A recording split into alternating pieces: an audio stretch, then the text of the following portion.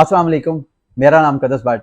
Crypto market ने थोड़ा सा पंप किया है और दोबारा पिछले चंद दिन पहले भी ऐसे ही हुआ था। मैंने आपको बताया कि मुझे नहीं लगता कि क्रिप्टो मार्केट ने अभी अपना बॉटम देखा है।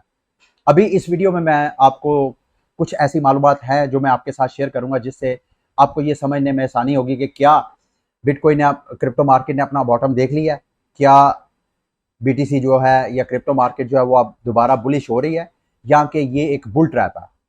और इस हवाले से वीडियो के आगे जाके मैंने आपको 4 ऐसे इंडिकेटर्स बताने हैं जिनको आपने बड़ा गौर से स्टडी करना है और उन इंडिकेटर्स को आपने वॉच करते रहना है। वो इंडिकेटर्स ऐसे इंडिकेटर्स हैं जिनसे आपको कंफर्मेशन मिल सकती है कि भाई मार्केट ने जितना गिरना था गिर लिया, नो इट्स टाइम के मार्केट अपनी जो है वो रिकवरी कर सकती है। तो वो इंडिकेटर्स भी आगे जाकर मैं आपके साथ शेयर करूंगा। आज 20 जून है और 20 जून 2022 के दिन की अभी तक की जितनी मैं अपडेट्स आपको रूटीन में देता हूं, आज इस वीडियो में मैं आपके साथ शेयर करूंगा। लेकिन सबसे पहले आज ये KuCoin की जो पिछले चंद दिनों से मैं कैंपेन से मुतल्लिक आपको मोटिवेट कर रहा था, आपको बार बार आगाह कर रहा था, आज उसका आखिरी दिन है। और आज जब ये इवेंट क्लोज होगा तो मेरी ख्वाहिश है कि मेरे रेफरल, ये जो आईफोन 13 का विनर है एटलीस्ट वो मेरे रेफरल्स में से एक हो। और मैंने आपको ऑलरेडी बताया, अगर मेरे रेफरल्स में से एक होगा तो $100 मेरी तरफ से उसको टिप मिलेगी या रिवॉर्ड मिलेगा, वो एक सेपरेट चीज है। अच्छा, ये कैंपेन खत्म हो रही है यार, KuCoin ने एक और कैंपेन स्टार्ट किया है जो तकरीबन $1 मिलियन की प्राइस, बीटीसी प्राइस प्रेडिक्शन से मुतल्लिक है। सिंपल कैंपेन है, आपने सिर्फ बीटीसी की प्राइस को प्रेडिक्ट करना है तकरीबन। और ये कैंपेन जो है आज ही के दिन से स्टार्ट हो रही है, ऑलरेडी स्टार्ट हो चुकी है और 30 जून तक ये तकरीबन 10 दिन कैंपेन चली है। 10 दिन में आपको एक दिन में 6 बार मौका, 24 घंटों में 6 बार आपको मौका मिलेगा कि आप बीटीसी की प्राइस प्रेडिक्ट करें 4 घंटे के लिए। 6 बार मौका का मतलब यह है कि हर जो इवेंट है 4 घंटे का इवेंट होगा।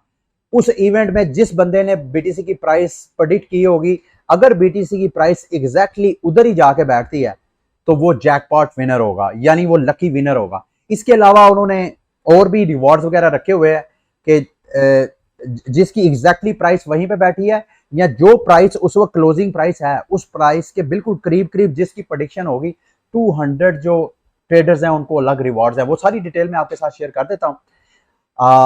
सिंपल, अगर आपने इसमें पार्टिसिपेट करना है तो तरीकाकार यही है कि ये मैं इस वीडियो की डिस्क्रिप्शन में इसका लिंक दे देता हूँ कैंपेन का। आपने ये पेज खोल के ब्राउजर पे कोशिश करिएगा, मोबाइल पे थोड़ी आपको प्रॉब्लम होगी। अगर मोबाइल पे भी करना चाहें तो उधर भी कर सकते हैं। फिर उधर ये है कि जब ब्राउजर में जाएंगे वहां आप अपना KuCoin का यूजर नेम और पासवर्ड जो है वो लॉग इन कर लीजिएगा। लेकिन ये सारी चीजें तो वो जो KuCoin का ऑलरेडी यूजर है। अगर आप KuCoin के यूजर नहीं है तो आप मेरी टीम का हिस्सा बनना चाहते हैं तो स्क्रीन पे KuCoin का मेरा रेफरल लिंक शो हो रहा है। मुझे बड़ी खुशी होगी अगर आप मेरे रेफरल लिंक के जरिए KuCoin पे अपना अकाउंट साइन अप करेंगे। अच्छा, करना क्या है, आपने एक्चुअली 4 घंटे के अंदर अंदर आप लाइक आप बीटीसी की प्राइस को प्रेडिक्ट कर सकते हैं कि ये 4 घंटे जब खत्म होंगे तो बीटीसी की प्राइस जो है यहां पे जाके क्लोज होगी। तो जैसे मैंने आपको कहा, अगर जितना ज्यादा प्राइस के करीब होंगे उतना ज्यादा आपके रिवॉर्ड के चांसेस हैं।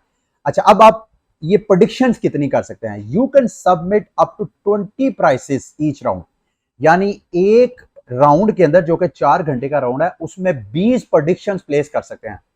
इसमें एक मसला है, आपकी एक प्राइस प्रेडिक्शन के लिए कम से कम आपका जो ट्रेडिंग वॉल्यूम है वो $200 होना चाहिए अगर आप स्पॉट ट्रेडिंग कर रहे हैं। अगर आप $500 फ्यूचर ट्रेडिंग कर रहे हैं तो वहां पे आपका $500 का ट्रेडिंग वॉल्यूम होना चाहिए।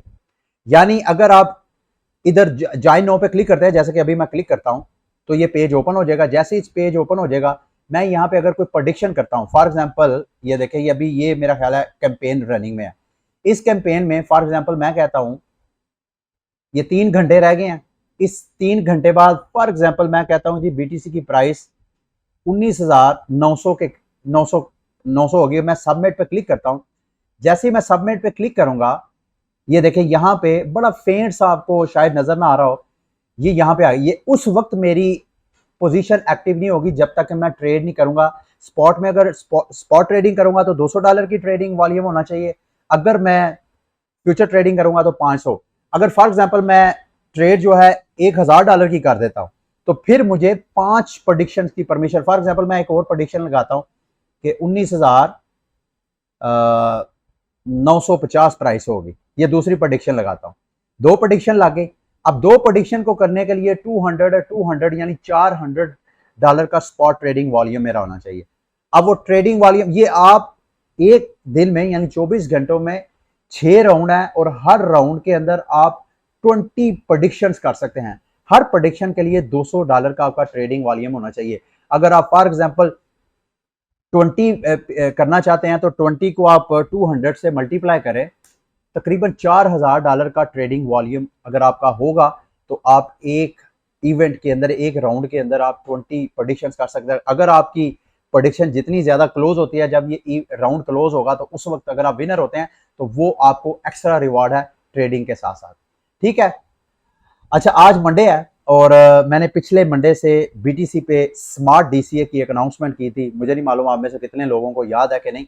ये मैंने इस हवाले से ट्वीट भी की थी आपके रिमाइंडर के लिए। अगर तो आप मुझे ट्विटर पे फॉलो कर रहे हैं तो यहाँ पे मैं अपनी हर मंडे के मंडे जो मैं डीसीए स्मार्ट डीसीए किया करूंगा, जब मैं बाय किया करूंगा, जब मैं सेल किया करूंगा, उसकी मैं इस ये जो मेरी ट्वीट है इसके नीचे मैं आप लोगों को अपडेट किया करूंगा। और आज टाइम आ गया। अच्छा, पिछले जब मंडे को मैंने बीटीसी बाय किया, स्मार्ट डीसीए का स्टार्ट किया, तो उस वक्त बीटीसी की प्राइस थी तकरीबन मेरा ख्याल है कोई 21-22 हज़ार के करीब। बीटीसी की प्राइस हो गई क्रैश नीचे। मेरी स्मार्ट डीसीए के फौरन बाद बीटीसी की प्राइस चलेगी 20,000 पे। मेरे अंदर बड़ी एक तरह की फोमो की कैफियत थी। मेरा दिल कर रहा था कि यार क्रैश हुई है, मैं और बाय करूं, लेकिन मैंने नहीं किया। मैंने कहा स्मार्ट जो डीसीए किया है सिर्फ उसी को हमने आगे कंटिन्यू करना। अभी प्राइस दोबारा 18,000 के करीब चले गई थी। दोबारा मेरा दिल किया, लेकिन मैंने वेट किया। मैंने कहा नहीं, हमने जो स्मार्ट डीसीए का मकसद ये है कि आपने एक मखसूस वक्त में आपने इन्वेस्टमेंट करनी है, आपने प्राइस को वॉच नहीं करना।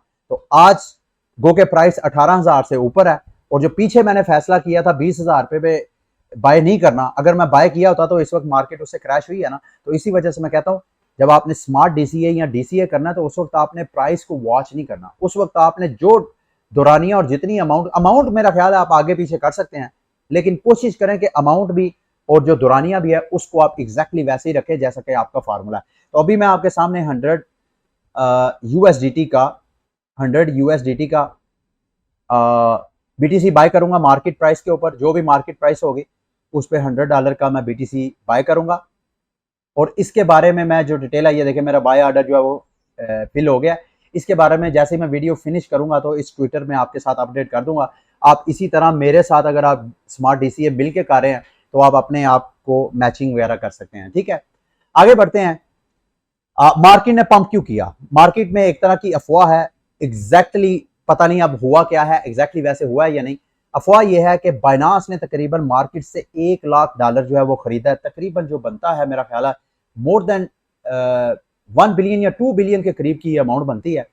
बाइनांस ने जो है वो बाय किया, जिस वजह से मार्केट एकदम फिर दोबारा पंप हुई है। इथीरियम की प्राइस तो मेरा ख्याल है 25-30% पंप की है इस मार्केट में, जो एकदम अफवाह फैली है उस वजह से।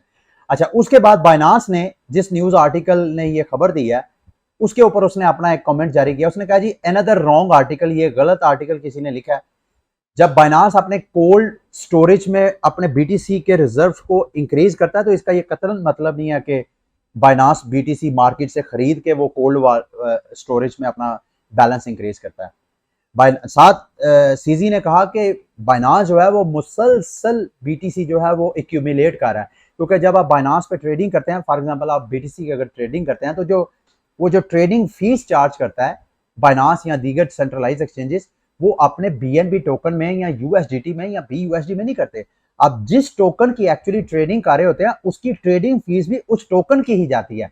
तो बाइनांस ये कह रहा है कि हम जो बीटीसी एक्यूमुलेट कर रहे हैं, हम उस ट्रेडिंग फीस से जितना हमें बीटीसी आ रहा है हम उसको सेव कर रहे हैं, ना कि हम मार्केट से खरीद रहे हैं। बहरहाल जो भी है, इस न्यूज की वजह से मुझे लग रहा है मार्केट ने पंप किया है। अभी ये मार्केट जो है वाकईतन ऊपर मजीद पंप जाती है या नहीं, वो आने वाला वक्त बताएगा। अब मैं किस वजह से कह रहा हूं कि मार्केट जो है मैं उसको कंफर्म नहीं कर सकता कि वो भी उसने अपना बॉटम देख लिया या नहीं, मार्केट मजीद नीचे क्रैश कर सकती है या नहीं। वो कौन से ऐसे फैक्टर हैं जो कि मुझे ये कंफर्मेशन नहीं दे रहे कि भाई अभी मार्केट ने अपना बॉटम नहीं देखा।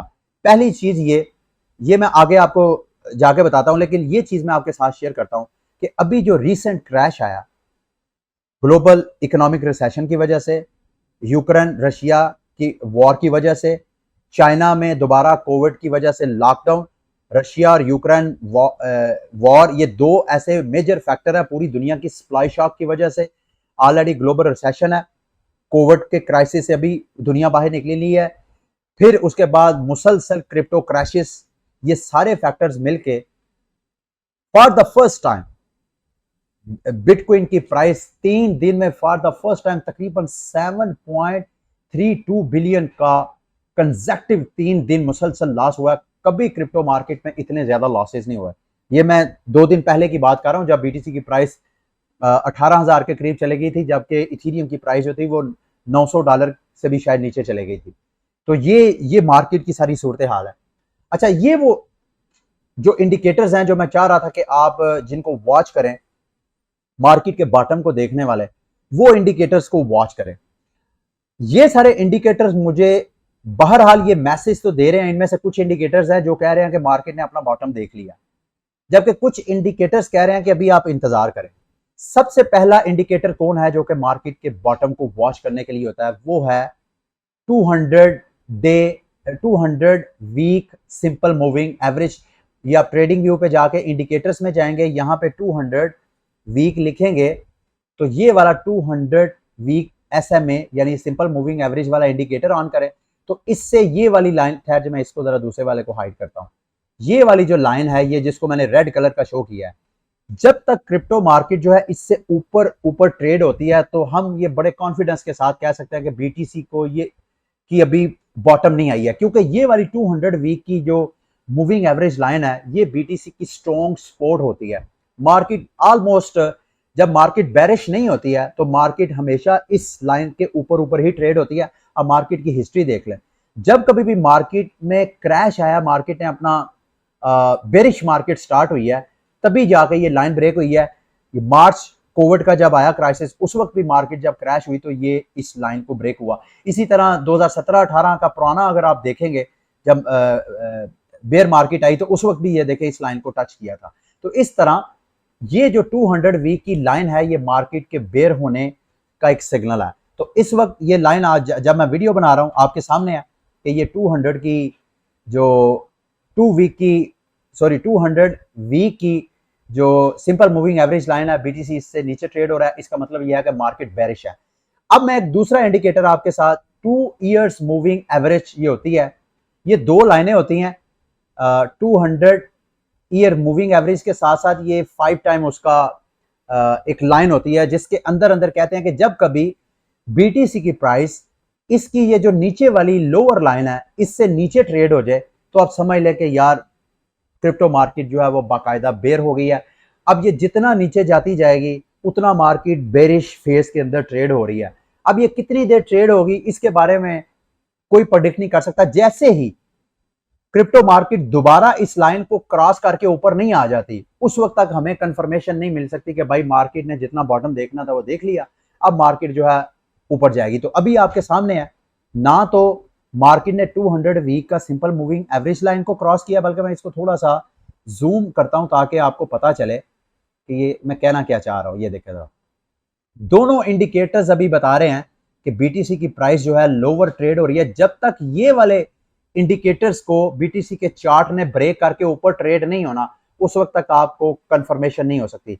ये बहरहाल ये कोई फाइनेंशियल एडवाइस नहीं है, ये इंडिकेटर्स हैं। इंडिकेटर्स गलत भी हो सकते हैं, सही भी हो सकते हैं। तो ये इंडिकेटर्स जो मैसेज दे रहे हैं मैं सिर्फ आपको वो गाइड कर रहा हूं। अच्छा जी, तीसरा कौन सा इंडिकेटर है? वो है आरएसआई। मार्केट को हमेशा ओवरसोल्ड और ओवरबॉट, कुछ ट्रेडर्स ऐसे हैं जो कि ओवरसोल्ड और ओवरबॉट को जहन में रख के ट्रेडिंग करते हैं।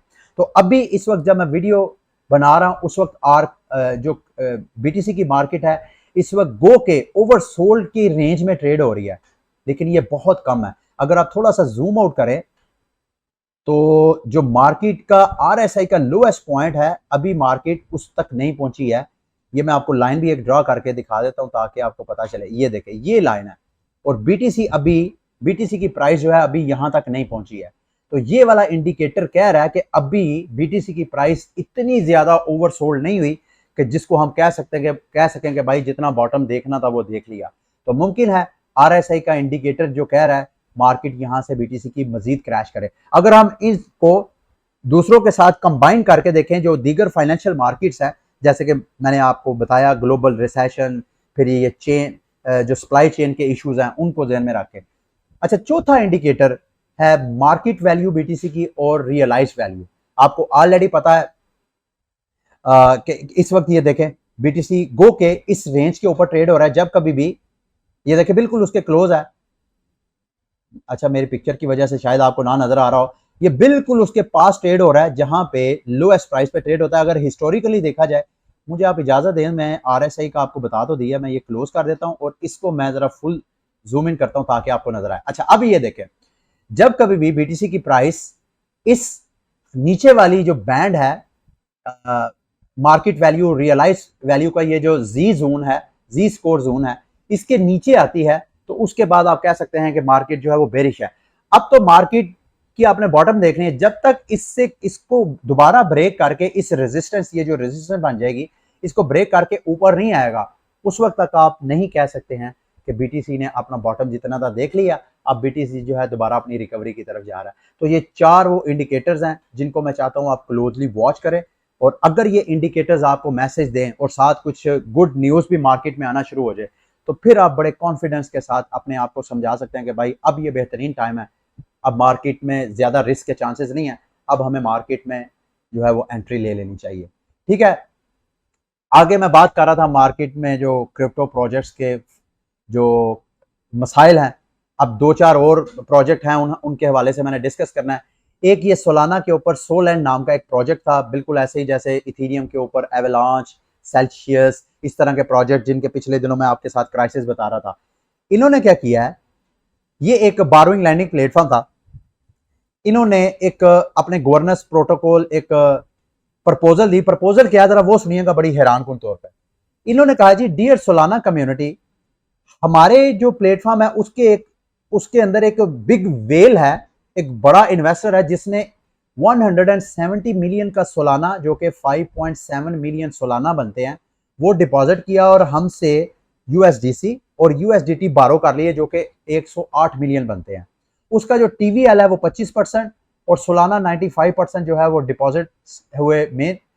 दूसरे लफ्जों में आपको बताना ये चाह रहा हूं कि इन्होंने प्रपोजल्स के जरिए कि भाई अगर ये बंदा, अगर इथीरियम की प्राइस चले जाती है नीचे, सॉरी सोलाना की प्राइस अगर चले जाती है 22.30 सेंट पे, तो ना सिर्फ ये जो बिग वेल है जिसने हमसे उधार लिया है, ना सिर्फ उसका अकाउंट वॉश होगा, बल्कि हमारा जो सारा प्रोटोकॉल है वो भी कर्जे में जाके वो भी सारा यूं समझ लें कि बैंकक्रप्ट हो जाएगा। अब इन्होंने किया क्या, इन्होंने क्या किया, गवर्नेंस के जरिए सारी कम्युनिटी से वोट करवाया कि अगर आपने प्रोटोकॉल को बचाना है तो आप हमें परमिशन दें कि हम इसके जो इसने हमसे कोलेटरल रख के जो हमने फंड्स लिया, हम मार्केट में ओटीसी डील के जरिए उसके फंड, उसका वॉलेट कंट्रोल करके, उसके वॉलेट को कंट्रोल करके उसके फंड्स को लिक्विडेट कर लें। कंट्रोल करें ना करें, लेकिन उनके फंड्स को लिक्विडेट करें ताकि हम अपने प्रोटोकॉल को बचा लें। बेशक जो बिग वेल्स है वो उसका नुकसान होता है सो हो।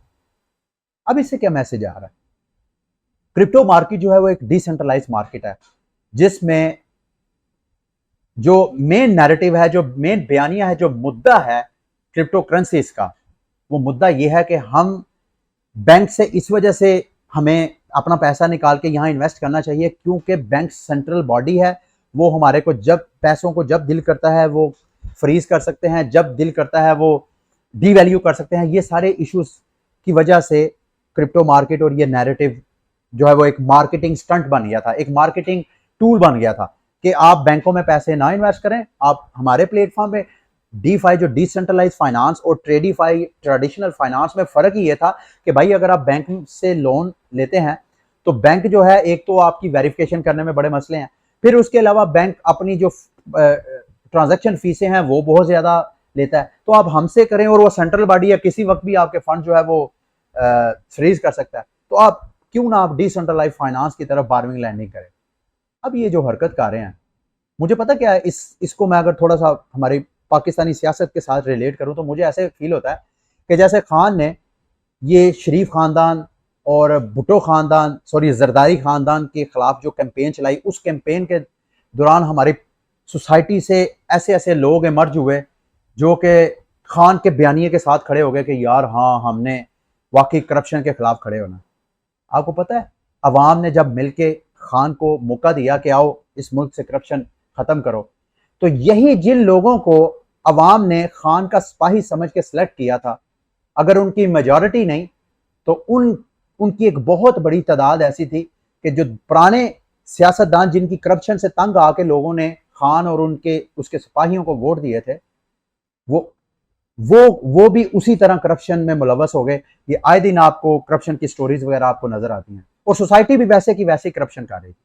तो दूसरे लफ्जों में यह है कि जब मुझे ऐसे फील होता है कि जैसे खान के बयानिए का फायदा उठा के तो जो ब्लैक शीप्स हैं हमारी सोसाइटी के अंदर, उन्होंने खान के नैरेटिव का फायदा उठा के अपने मफादात के खातर अवाम को और खान को बदनाम किया और अवाम के वोटों की तजहीक की। इसी तरह क्रिप्टो मार्केट में भी ये जो बयानिया है डिसेंट्रलाइज, ये इस तरह के जो प्रोजेक्ट्स जो दूसरों के फंड्स को, भाई आप अगर मैनेज नहीं कर सकते तो आपने उसको लोन क्यों दिया? आपके लिए एक बहुत बड़ा लेसन है। You must have to handle your all circumstances. आप आपका money management, risk management, it's your job to manage it.